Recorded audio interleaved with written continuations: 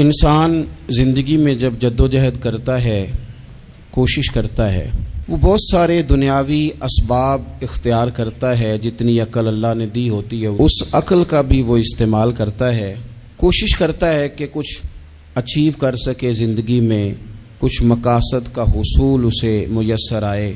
عزیز بھائیوں، ایک بات اپنے ذہن میں اچھی طرح بٹھا لیں اور لکھ لیں کہ زندگی میں جو کسی بندے کو کامیابی حاصل ہوتی ہے وہ رب تعالیٰ کی مدد سے حاصل ہوتی ہے۔ اگر رب تعالیٰ مددگار ہو تو پھر کوئی چیز بھی رستے میں رکاوٹ نہیں بنتی، اور اگر مالک کریم کو منظور نہ ہو تو انسان بہترین سیاستدان ہو، اچھا ایڈمنسٹریٹر ہو، اس کا ذہن بڑی وسعت رکھتا ہو، بڑی اچھی پلاننگ کرنا جانتا ہو، سارا کچھ ہو، تو بندہ ناکام ہو جاتا ہے۔ مسلمانوں کو جتنی کامیابیاں ملیں ان کا پس منظر صرف اتنا تھا کہ اللہ تبارک و تعالیٰ نے اپنے بندوں کی مدد فرمائی، اور اب تعالیٰ نے قرآن مجید میں اس حقیقت کا بیان کیا، فرمایا بل اللہ مولاکم، فرمایا بلکہ اللہ تمہارا مولا ہے، وَهُوَ خَيْرُ النَّاصِرِينَ، اور وہ بہترین مددگار ہے۔ وہ جو رب تمہارا مولا ہے وہ بہترین مددگار ہے، اور اگر وہ مدد کرے تمہاری، سورہ آل عمران میں آگے جا کے ارشاد فرمایا اگر اللہ مدد کرے تو پھر تم پر کوئی غالب نہیں آ سکتا، اور اگر وہ تمہاری مدد چھوڑ دے تو پھر کوئی تمہاری مدد کر سکتا، کوئی مدد نہیں کر سکتا۔ بدر کی جنگ بھی اور فتح مکہ بھی رمضان المبارک میں ہوا ہے۔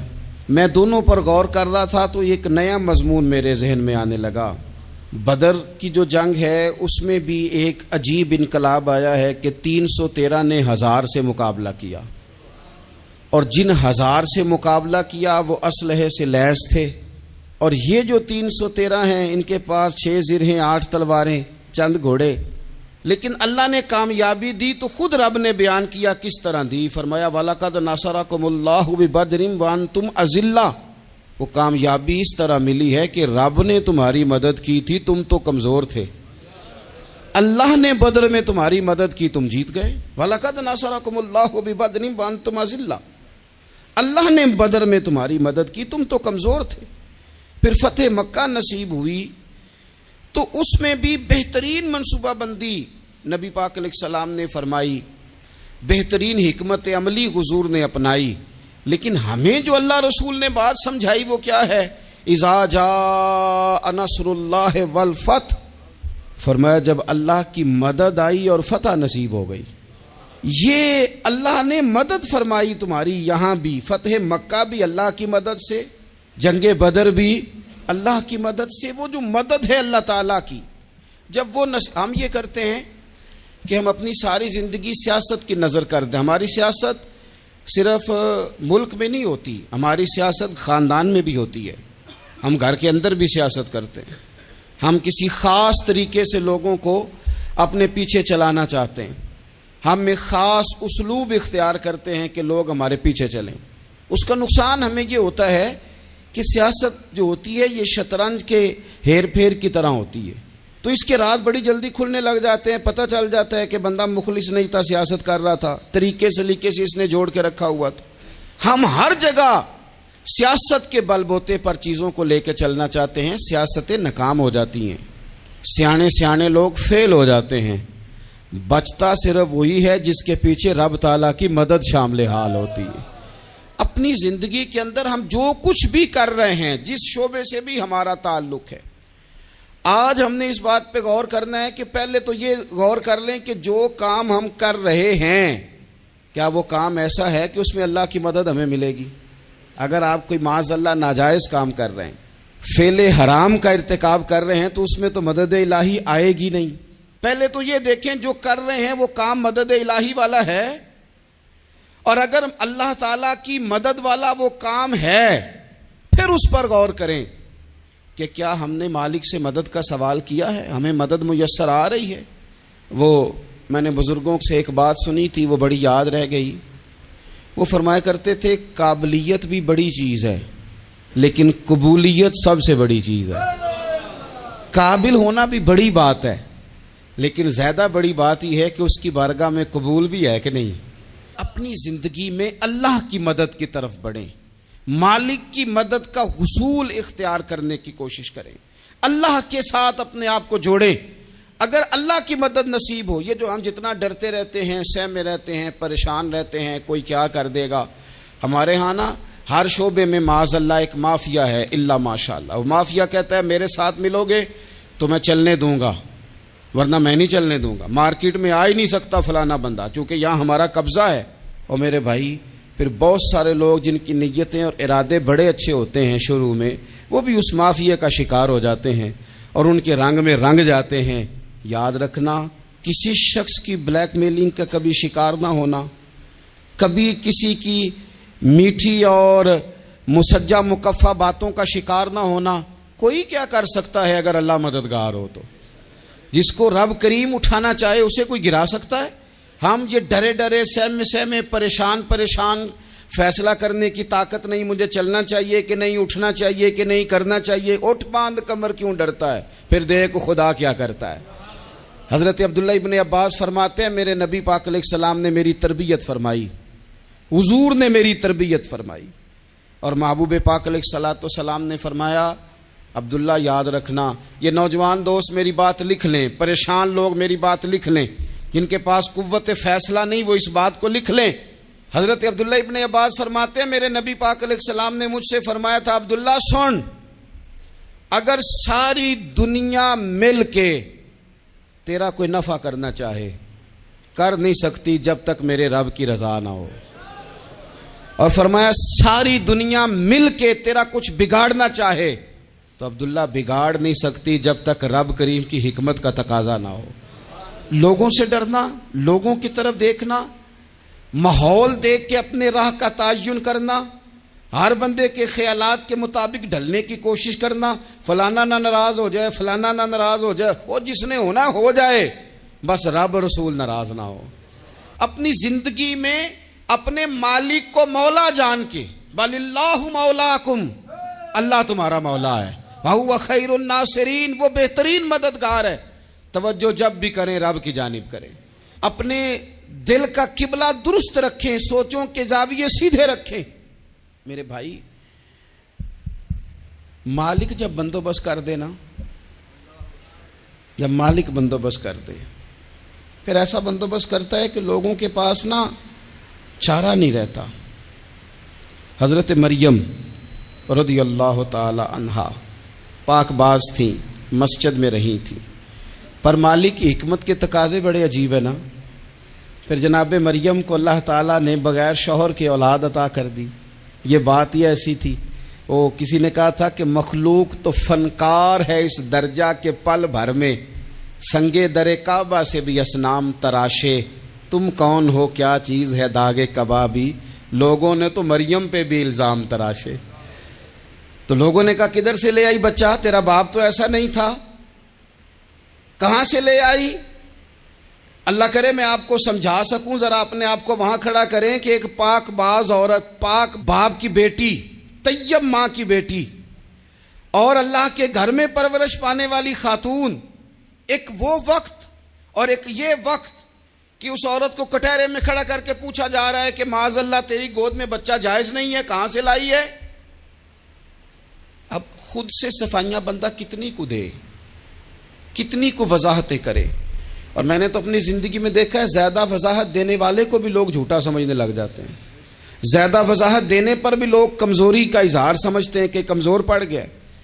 آپ صلح کی کوشش کرتے ہیں، سامنے والا بزدل سمجھ لیتا ہے، زیادہ وضاحتیں بھی کمزور کر دیتی ہیں۔ اب حضرت مریم کو کٹہرے میں کھڑا کر کے کہا بچہ کس کا ہے؟ تو پھر خدا بندوبست جب کرے، اللہ جب مددگار ہو، تو پھر حضرت مریم کی گواہی درختوں سے نہیں دلوائی، اس نے پتوں سے نہیں دلوائی، پھر فرشتے نہیں بھیجے۔ حضرت مریم کہنے لگی مجھ سے نہ پوچھو، وہ جو پنگوڑے میں ہے اسی سے پوچھ لو، ان سے پوچھو نا، وہ کون ہے پوچھ لو، ان سے کر لو سوال۔ انہوں نے کہا پنگوڑے میں چند دنوں کا بچہ، یہ جواب دے گا؟ مددگار تھا رب، ان کی برات کا اعلان کرنا تھا مالک نے، اور جب مالک اعلان کر دے، جب مالک تیری صفائی دینا چاہے، جب مالک تجھے دنیا کے سامنے نکھارنا چاہے، تو پنگوڑے میں لیٹے حضرت عیسیٰ بول کے کہنے لگے انی عبداللہ آتانی الکتاب، فرمایا میں اللہ کا بندہ ہوں، رب نے مجھے کتاب عطا کر کے نبی بنا کے دنیا میں بھیجا ہے، میں اللہ کا بندہ ہوں، کتاب لے کے آیا ہوں، نبی بن کے آیا ہوں۔ پھر پنگوڑے سے اعلان ہو گیا، پھر بچہ بول پڑا۔ اور یہ ایک دفعہ نہیں بات ہوئی، یہ بنی اسرائیل میں ایک جریج نام کے شخص بھی تھے جو نماز پڑھ رہے تھے، بعض نے لکھا ہے نفل نماز تھی، اماں نے پکارا تو آئے نہیں، تو ماں کے منہ سے نکل گیا تو اتنی دیر تک مرے گا نہیں جب تک کسی بے حیا عورت کا منہ نہ دیکھ لے۔ تو وہ عبادت گزار تھے، لیکن لوگوں نے ان کی عبادت، ریاضت، پرہیزگاری کو نہیں دیکھا، بس ایک عورت کو بھیج کے الزام لگوا دیا۔ وہ عورت آیا جایا کرتی تھی، اب آ جاتی ہیں عورتیں، مسئلہ پوچھنے کی نیت سے بھی آ جاتی ہیں۔ ماحول میں کچھ جگہ ایسی بھی ہیں جہاں عورتیں دم کرانے کے بہانے آ جاتی ہیں۔ وہ خاتون آتی جاتی تھی اس خانقاہ پہ، آستانے پہ، یہ بخاری میں موجود ہے، پھر اس نے کہا میری گود میں جو بچہ ہے یہ انہی کا ہے۔ مجھے بتائیں کیسے بندہ وضاحت دے؟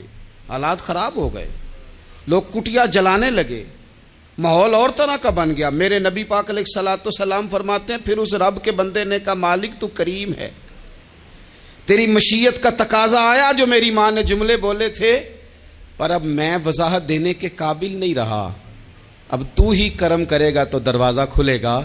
تو وہ چند دنوں کا بچہ پنگوڑے میں بول کے کہنے لگا میں اس درویش کا نہیں، میں تو فلانے چرواہے کا بچہ ہوں، وہ جو بکریاں چراتا ہے۔ رب کی مدد کو پکاریں، اپنے ساتھ اپنے مالک کی مدد کو شامل کریں، تھوڑے رزق پر بھی گزارا اچھا ہونے لگ جائے گا۔ سارے لوگ آپ کو گرانے کی تدبیریں کر رہے ہوں گے اور مالک آپ کو عزتیں عطا فرما دے گا، اس کی بارگاہ سے حکمت کا تقاضا اور ہو جائے گا۔ ہم نے ساری زندگی لوگوں کو راضی کرنے میں گزار دی، ساری زندگی بڑھاپا آ گیا بچوں کو پالتے، اور بچوں نے آخری عمر میں کہہ دیا ابا اگر کوئی ڈھب کا کام کر لیتے تو آج ہمارے دن بھی پھر نہ جاتے۔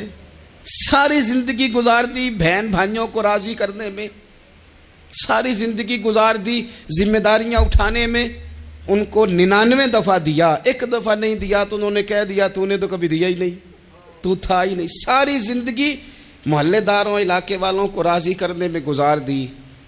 اور میں نے ایسے لوگ بھی دیکھے دین کے لیے وقت گزارا، لیکن جب بڑھاپے میں دانت کام نہ کرتے تھے تو وقت کے مفتیوں کو بھی مسجدوں کی کمیٹیوں نے کہہ دیا اب آپ کی سمجھ نہیں آتی، ہم نے خطیب کو یور رکھنا ہے، نہ دیکھو دنیا کی طرف، دنیا رلا دیتی ہے، نہ راضی کرو بندوں کو، بندے تھکا دیتے ہیں، نہ پیچھے بھاگو ہر وقت دنیا داروں کے، یہ انسان کو کمزور کر دیتے ہیں۔ وہ تو کریم ہی بڑا ہے، 2 آنسو زمین پر بعد میں گرتے ہیں، بندے کے گناہ سارے پہلے معاف فرما دیتا ہے۔ اللہ کی مدد کا حصول، اپنے مالک کی مدد کی طرف بڑھنا، آپ کو بدر کی جنگ بھی یہی درس دے گی، آپ کو احد کا میدان بھی یہی سبق دے گا، فتح مکہ بھی یہی سبق دے گا۔ میرے دوستو جب رب مدد فرمائے، جب اللہ مددگار بنے، دوستوں سے ایک بات اکثر کرتا ہوں، میں کہتا ہوں کہ جتنے درد سے آپ امیر کو اپنی کہانی سناتے ہیں نا، اور جس طرح آپ کے آنسو بات کرنے سے پہلے گر جاتے ہیں کہ غریب ہیں، بچیاں ہیں، کاروبار نہیں، او میرے سنگیو، اس سے آدھے آنسو اپنے رب کی بارگاہ میں بکھیرو، اس کے حضور عرض گزار ہو جاؤ، اس سے طلب کرو۔ ایک وقت انسان پر زندگی میں ایسا آتا ہے کہ اسے یوں محسوس ہوتا ہے کہ میرا سایہ بھی ذرا سا پیچھے ہٹ گیا ہے، اسے یوں لگتا ہے کہ میں کسی سہارے پہ ہاتھ ڈالتا ہوں تو وہ بھاگ جاتا ہے مجھ سے، لیکن مالک کی بارگاہ ایسی عظیم بارگاہ ہے، رب رسول کے آستانے اتنے بڑے ہیں کہ آپ جب وہاں کشکول طلب دراز کرتے ہیں تو جھولی پھیلانے میں دیر لگتی ہے، ان کو بھرنے میں تو کوئی دیر نہیں لگتی۔ ہم نے اپنا سوچ کا قبلہ ہی دنیا کو بنا لیا ہے۔ یہ جو اللہ والوں کی مدد ہے یہ تو ہے نہیں، اللہ ہی کی مدد ہے، لیکن یہ جو سیٹھوں کی طرف توجہ کرنا، نوابوں کی طرف توجہ کرنا، دنیا داروں کی طرف توجہ کرنا، اور اپنا مزاج اس طرح کا بنا لینا، یارو گردن کو جھکا دیتا ہے خیرات کا پتھر، جہاں میں مانگنے والوں کے سر کبھی اونچے نہیں ہوتے۔ اور اقبال کہتے ہیں غیرت ہے بڑی چیز جہانے تگ و دو میں، پہناتی ہے یہ فقر کو تاج سردارا۔ میں عرض کروں گا کہ اپنی آپ جب توجہ کا قبلہ اللہ رسول کو بنائیں گے تو رب فرماتے ہیں وَيَرْزُقْهُ مِنْ حَيْثُ لَا يَحْتَسِبُ، میں نہ تجھے وہاں سے رزق دوں گا جہاں سے کبھی تیرا گمان بھی نہیں گیا ہوگا، یہاں سے بھی مل سکتا ہے، تو نے سوچا بھی نہیں ہوگا۔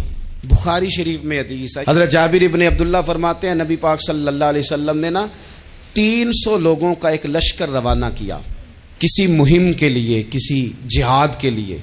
حضرت ابو عبیدہ بن جراح رضی اللہ تعالیٰ عنہ امیر لشکر تھے۔ فرماتے ہیں غربت اتنی زیادہ تھی، بھوک اتنی زیادہ تھی کہ ایک ایک کھجور دن میں ایک وقت کھانے کو ملتی تھی، اور کچھ دن ایسے آئے کہ اب کھجور بھی نہیں مل رہی۔ فرماتے ہیں اتنی زیادہ بھوک لگی مجاہدین کو 300 بندہ پتے کھا کے گزارا ہونے لگ گیا۔ یہ بخاری میں موجود ہے۔ آپ فرماتے ہیں کہ دریا کے کنارے ہمارا پڑاؤ تھا، ٹھہراؤ تھا، جب بھوک سے نڈھال ہو گئے نا، وَيَرْزُقْهُ مِنْ حَيْثُ لَا يَحْتَسِبُ، اللہ وہاں سے روزی دیتا ہے، گمان بھی نہیں ہوتا۔ فرماتے ہیں ایک مچھلی اللہ تعالیٰ نے دریا کے کنارے بھیجی، فرماتے ہیں وہ تھی تو مچھلی پر پہاڑ جتنی تھی۔ بخاری میں لفظ ہیں، حضرت جابر ابن عبداللہ رضی اللہ تعالیٰ عنہ فرماتے ہیں 300 آدمی 18 دن تک اس مچھلی کو کھاتے رہے، مچھلی ختم ہی نہیں ہوئی۔ مچھلیاں نہیں، مچھلی کہتے ہیں 18 دن 300 بندہ کھاتا رہا، مچھلی ختم ہی نہیں ہوئی۔ اور فرماتے ہیں کہ اس کی ہڈی نکال کے، کانٹا کہیں گے آپ اپنی زبان میں، کہتے ہیں وہ نکال کے نا تو اس کو کھڑا کیا نا جب، تو اونٹ کجاوے سمیت اس کے بیچ سے گزر جاتا تھا، 2 اس کے کانٹے جوڑے۔ فرماتے ہیں وہ اس کا گوشت ہم کھاتے تھے اور اس کی چربی بطور تیل کے ہم جسموں پہ ملتے تھے، بیماروں کو اس سے سکون آتا تھا، تندرستی شفا ہوتی تھی۔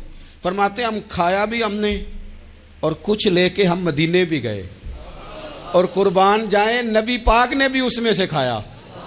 ہم نے عرض کی حضور یہ معمہ کیا ہے، یہ ماجرا کیا ہے؟ تو محبوب نے فرمایا تمہارے پاس غذا نہیں تھی، رب نے تمہارے لیے بندوبست کیا ہے، اللہ نے تمہیں دیا ہے۔ مکان شروع کر لیا، ایک صاحب نے وہ مکان بنانے لگے، آپ وہ حساب لگا رہے ہیں، کہتے ہیں میرے پاس اتنے پیسے ہیں، اتنے میں نے فلانے دوست سے کہنا ہے اس نے دے دینے، اتنے فلانے رشتہ دار سے کہنا ہے اس نے دے دینے، اتنے فلانے سے کہنا ہے اس نے دے دینے۔ یہ ساری کاپی بنا کے مکان شروع کر لیا۔ جو روز کہتا تھا نا کوئی حکم ہو جاتے 10 سب سے پہلے اس کو کہا میاں پیسے چاہیے دن، وہ کہندا ہو کل ہی منڈا ٹوریا ہے، کدے تو پرسوں 10 داتے لب جانے سن۔ میں آپ کو اپنے تجربے کی بات بتا رہا ہوں۔ جن لوگوں کا خیال ہوتا ہے نا کہ آپ سٹارٹ کریں فلانا کام، ہم آپ کے ساتھ ہیں، اللہ کا ہی کوئی نظام ہے، وہ بالکل بھی نہیں ساتھ ہوتے۔ لیکن ایسا نہیں ہے کہ کوئی ساتھ نہیں ہوتا، اللہ تعالیٰ بڑے اسباب پیدا کرتا ہے، وہاں سے دیتا ہے جہاں سے گمان بھی۔ ہمارا یہ ذہن بن جاتا ہے ہم ساری اپنے حساب سے چلتے ہیں، اتنے رشتہ داروں سے، اتنے، کون آپ کے ساتھ چلے گا؟ سوال ہی نہیں پیدا ہوتا۔ یہ سارے کام چھوڑ کے سب سے پہلے 2 رکعتیں پڑھو، اپنے رب کی بارگاہ میں، رسول کائنات کی بارگاہ میں گزارشات اور استغاثے پیش کرو، وہاں سے خیر طلب کرو۔ دنیا دار کیا دیں گے، کیا دے سکتے ہیں، کیا حیثیت ہوتی ہے کسی؟ اللہ کہتا ہے وہاں سے دوں گا۔ تو جو اللہ مال دے وہ لینا چاہیے کہ رشتہ داروں کا مال دیکھنا چاہیے؟ جو اللہ دے وہ لینا چاہیے کہ سیٹھوں نوابوں کی جیبیں دیکھنی چاہیے؟ جو اللہ دے وہ قبول کرنا چاہیے یا دیکھنا چاہیے کون سا آدمی کہاں پہنچ گیا؟ چھوڑو، اپنی مٹی پہ چلنے کا سلیقہ سیکھو۔ کسی کے سنگ مرمر پہ چلو گے تو پھسل جاؤ گے، پھسل جاؤ۔ اس پر ایک اور بات عرض کر دوں، صحیح بخاری سے، مسلم سے ایک اور بات۔ کچھ چیزیں ایسی ہیں جن سے اللہ کی مدد آتی ہے، مدد ملتی ہے۔